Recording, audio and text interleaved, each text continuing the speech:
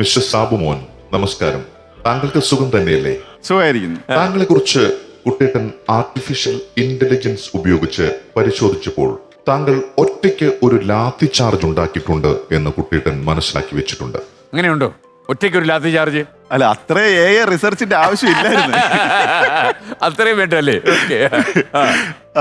അത് ലാത്തി ചാർജ് അല്ല, അതൊരു വലിയ ഒരു ലഹളയ്ക്ക് തുടക്കം ഇട്ട് കൊടുത്തിട്ടുണ്ട്. കോളേജ് പഠിക്കുന്നത് സെക്രട്ടറിന് മുമ്പിൽ, എല്ലാ സെക്രട്ടറിന് മുമ്പിൽ അവിടെ ആക്രമം. കാരണം അവിടെ അതിനു വേണ്ടിയുള്ള സ്ഥലമാണല്ലോ. അതിൽ ഒരു ഗേറ്റ് അതിന് ഡെഡിക്കേറ്റ് ചെയ്ത് സംഭവം. ഞങ്ങളുടെ കോളേജിൽ ഓണാഘോഷം നടക്കും എല്ലാ വർഷവും. എല്ലാ കോളേജുകളിലും നടക്കും, അതുപോലെ യൂണിവേഴ്സിറ്റി കോളേജിലും നടക്കും. അപ്പൊ അന്ന് സ്റ്റുഡൻസ് എല്ലാം കൂടെ സദ്യ വെക്കല്, വടംവലി, ആസ് യൂഷ്വൽ ഓണപരിപാടികൾ നടക്കും. അപ്പൊ ഇതിന്റെ അവസാനം ഒരു ഘോഷയാത്ര നടത്തും. അത് കോളേജിൽ നിന്ന് ഇറങ്ങിയിട്ട് സെക്രട്ടേറിയറ്റിന്റെ അപ്പുറത്തെ ഗേറ്റ് പോയി ആ ട്രാഫിക് ഐലൻഡ് ചുറ്റി തിരിച്ചു വരും. അപ്പോൾ ആ പോകുന്ന സമയത്ത് സെക്രട്ടേറിയറ്റിന് മുമ്പിൽ വേറെ 2 സത്യാഗ്രഹ പന്തലുകൾ ഉണ്ടായിരുന്നു. ഞാൻ ഈ പാർട്ടി തിരിച്ച് പറയുന്നില്ല ഏതൊക്കെയാണ്. അപ്പൊ അവരുടെ ആവശ്യങ്ങൾ ഉന്നയിച്ചുകൊണ്ടുള്ള നോട്ടീസ് ഈ പോയ ഞങ്ങളുടെ കോളേജിലെ പെൺകുട്ടികൾക്ക് കൊടുക്കാൻ ശ്രമിച്ചു.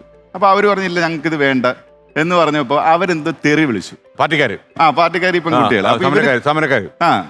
തിരിച്ച് കോളേജ് വന്നപ്പോ ഇവർ പരാതിയായിട്ട് പറഞ്ഞു. അങ്ങനെ അപ്പൊ വീണ്ടും എല്ലാരും കൂടി ഒത്തുചേർന്നിട്ടില്ല, അതിലൊരു പ്രതിഷേധം വേണം, പ്രതിഷേധ പ്രകടനം നടത്തണമെന്ന് പറഞ്ഞു. അങ്ങനെ പ്രതിഷേധ പ്രകടനം നമുക്കൊരു കാര്യം ചെയ്യും, ഇത്ര മണിക്ക് പ്രതിഷേധ പ്രകടനം എന്ന് പറഞ്ഞു. അപ്പൊ ഇതിനിടയ്ക്ക് എനിക്ക് വേറെ എവിടെയോ പോകേണ്ടി വന്നു. ഞാൻ പോയിട്ട് തിരിച്ചു വന്നപ്പോ ആരുമില്ല. പ്രതിഷേധക്കാരെല്ലാം പോയി, പ്രതിഷേധത്തിന് പോയി, മാർച്ച് പോയി. അപ്പൊ ഞാൻ ഒറ്റപ്പെട്ടു പോയില്ലേ. അപ്പൊ ഞാൻ കോളേജിന് വെളിയിറങ്ങി അതിലെ പോയൊരു ബൈക്കുകാരനോട് ചോദിച്ചു, എന്നെ ഒന്ന് സെക്രട്ടേറിയറ്റിന്റെ അവിടെ വിടുമെന്ന് ചോദിച്ചു. അപ്പൊ ഇല്ല, ഞാൻ ജനറൽ ഹോസ്പിറ്റൽ വഴി പോയാണ്. അവന് ചേട്ടാ അതില് ഒന്ന് വിട്ടാൽ മതി, കാരണം ഇവര് പോയെന്ന് പറഞ്ഞു. അങ്ങനെ ഈ നിരപരാധി എന്നെ വണ്ടി കയറ്റി ജനറൽ ഹോസ്പിറ്റലിന്റെ അവിടെ നിന്ന് നേരെ കയറിയാല് സെക്രട്ടറിയുടെ മുമ്പിലെത്താം. അതെ. അപ്പൊ ഞാൻ പറഞ്ഞു, ചേട്ടാ എന്നാ അവിടം വരെ വിടുവോ എന്ന് ചോദിച്ചു. അവന് പുള്ളി എന്നെ ഈ ക്രോസ് റോഡിൽ കൊണ്ട് നിർത്തി ഞാൻ ഇറങ്ങുന്നതും പ്രതിഷേധ മാർച്ച് ഇങ്ങനെ കടന്നുപോയി. അപ്പൊ ഞാൻ നോക്കിയപ്പോ അവിടെ ഒരു പഴയ ഒഴിഞ്ഞ ബിയർ കുപ്പി കിടക്കുന്നു. ഞാൻ അതെടുത്ത് ഒറ്റ ഏറെറിഞ്ഞു കൊടുത്തു. ഈ ആൾക്കൂട്ടത്തോട് ഇല്ല, സത്യാഗ്രഹ പന്തല്ലോട്ട് അപ്പുറത്തെ സൈഡിലെ. അടുത്ത സീൻ എന്ന് പറയുന്നത് അവിടുന്ന് തിരിച്ചെറിയും, ഇവിടുന്ന് എറിയും, കല്ലേറുമ്പോഴോ ഞാൻ ഓടി, എറിഞ്ഞ വിടുന്ന ഞാൻ ഓടി ഏജൻസി ഓഫീസിന്റെ അപ്പുറത്ത് നിന്നു. അപ്പൊ ഇവിടെ ലഹള ആരംഭിച്ചു, അടി തുടങ്ങി.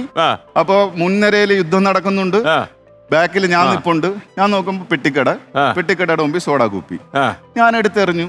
എന്നിട്ട് ഞാൻ റിലാക്സ് ആയി തിരിച്ചു വന്നു. പിന്നെ അവിടെ പോലീസായി ബഹളമായി എല്ലാം പിരിഞ്ഞു വന്ന് ഹോസ്പിറ്റലായോ? ഇല്ല, ഹോസ്പിറ്റലൈസ്ഡ് ആകുന്ന പരിക്കൊന്നും പറ്റിയില്ല. അടി കിട്ടി, കുറെ കിട്ടി, അങ്ങോട്ടും ഇങ്ങോട്ടും. ഞാൻ കോളേജിൽ തിരിച്ചു വന്നപ്പോ ഞങ്ങളുടെ ഒരു സുഹൃത്തുണ്ട്, IP ബിനു എന്ന് പറഞ്ഞിട്ട്. ഇവൻ തല പൊത്തി പിടിച്ചോണ്ട് നിൽക്കുന്നു. അറിയ എവിടുന്നോണ്ട് സോഡാ കുപ്പി എന്റെ തലയെ വന്ന് വീണ. ഞാൻ എറിഞ്ഞ് ഏറി സാറേ, അപ്പുറത്തെ എതിരാളിക്ക് എത്തിയില്ല, IP തലയിലായിരുന്നു വീണത്. അതൊന്നും പഴയത് അന്ന് സോഡാ കുപ്പി കിട്ടിയോണ്ട് IP ബിനുവിന് ഗുണമായി. IP ബിനുവിന് വേണ്ടി കൗൺസിലറൊക്കെ ഇല്ലേ? വലിയ നേതാവാണ്, വലിയ നേതാവാണ്. യഥാർത്ഥത്തിൽ ആ കടപ്പാട് സാബുവിനോടാ, ആ ഒരൊറ്റ ഏറാണ് പുള്ളിക്കാരനെ. ഞാൻ അന്ന് പറഞ്ഞില്ല, പിൽക്കാലത്ത് ഞാൻ പറഞ്ഞില്ല, പക്ഷെ അന്ന് പറഞ്ഞെങ്കിൽ അവൻ അടിച്ചേനെ. ഉറപ്പാ അല്ലേ? അവൻ ഇടിക്കും. പുള്ളി സ്ട്രോങ് അല്ലേ? അടി ഉറപ്പായിരുന്നു. അല്ല, ഈ പാർട്ടിയുടെ കാര്യം ഇവിടെ സാബു ഒരു പാർട്ടി ഉണ്ടാക്കില്ലേ, എന്താണ് PPPP, പാവപ്പെട്ടവർക്കും പണക്കാർക്കും പ്രിയപ്പെട്ട പാർട്ടി. ഇതെന്ത് ഇത്രയും സാമൂഹിക പ്രതിബദ്ധതയുള്ള ഒരാളിനെ കാണാൻ പറ്റുമോ?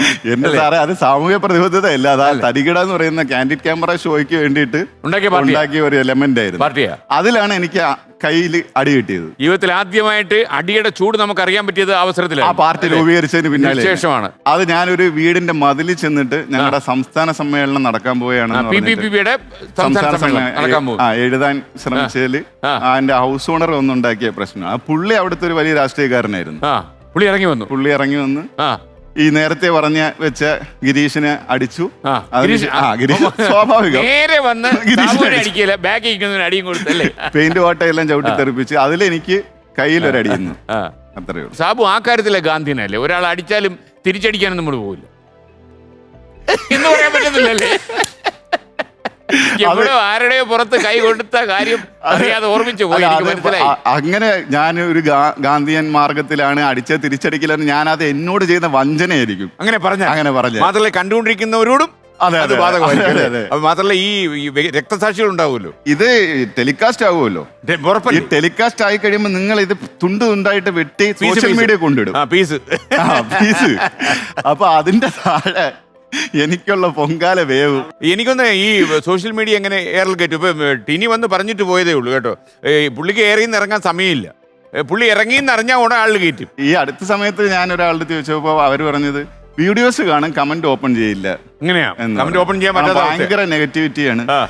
അപ്പൊ എന്താണെങ്കിലും നെഗറ്റീവ് ആയിരിക്കും. ആ. അപ്പൊ സ്വാഭാവികമായിട്ട് അതിന് അതൊരു ട്രെൻഡാണ് ഇപ്പം ഈ ആളുകൾ. അതെ, അതെ, കാരണം എവിടെയെങ്കിലും ഇരുന്ന് തെറി പറയുക എന്ന് പറയുന്നത് ഒരു ട്രെൻഡ് ആയിക്കൊണ്ടിരിക്കുക. പക്ഷെ അത് ഈ- നിക്കണമെന്നുണ്ടെങ്കിൽ ആ ഇന്റർനെറ്റിന്റെ വില കൂട്ടണം. Rega, rega, maga, maga, maga, rega.